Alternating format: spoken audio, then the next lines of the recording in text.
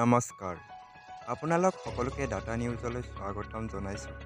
আজিৰ দিনটোৰ গুৰুত্বপূৰ্ণ বাতৰিবোৰ লৈ আহিছোঁ। অসমৰ লগতে ভাৰতৰ বিভিন্ন প্ৰান্তৰ পৰা এনেধৰণৰ খবৰবোৰ চাবৰ কাৰণে আমাৰ চেনেলটো ছাবস্ক্ৰাইব কৰি এটা লাইক কৰি দিব। অসম ৰাজ্যিক সন্থাৰ বৈঠকত লোৱা সিদ্ধান্তসমূহ বিষয়ববীয়া সঞ্চালক মহোদয়লৈ এখন পত্ৰ প্ৰেৰণ কৰিছে অংগনবাড়ী কৰ্মীসকলে। পত্ৰখনত উল্লেখ আছে যে নমস্কাৰ গ্ৰহণ কৰিব। আমি অসম ৰাজ্যিক অংগনবাড়ী কৰ্মী সহায়িকা সন্থাই সন্মান সহকাৰে আপোনাক জনাওঁ যে মাননী বৃদ্ধিৰ প্ৰস্তাৱ চৰকাৰীভাৱে ঘোষণা কৰাৰ দাবী বৰ্তমানেও অসহযোগ আন্দোলন চলি আছে। এই সময়ছোৱাত কেইবাবাৰো আপোনাৰ লগত আলোচনা হৈছে।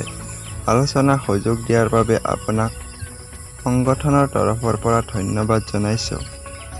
অসহযোগ আন্দোলনৰ সময়ত আমি পোষণকে ধৰি কেন্দ্ৰৰ সকলো সেৱাৰ পৰা বিৰত আছিলোঁ।